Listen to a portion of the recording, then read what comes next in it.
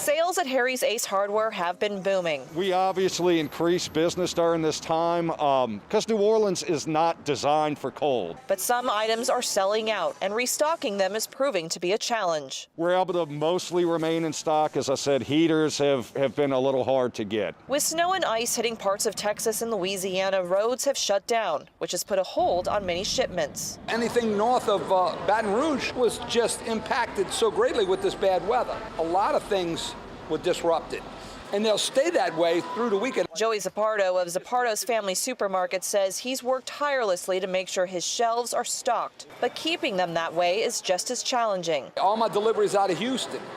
I had a whole truck cancel out of Houston. A whole truck full of merchandise canceled.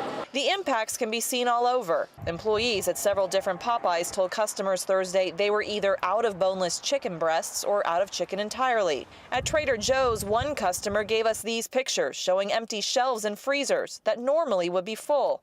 Another telling us she was shocked to see it like that. Pretty much all the frozen food was gone. Fresh veggies were gone. I mean, even for hurricanes, I haven't seen it that empty, so it is weird. Until temperatures rise and conditions improve. So I'd like to tell the customers, just be patient. It's because of the weather. Things will come. It's now a waiting game, one they all hope will end soon. Jade Cunningham, Eyewitness News. Trader Joe's said that they hope to have their shelves fully stocked by the weekend. We reached out to Popeyes, but have yet to hear back.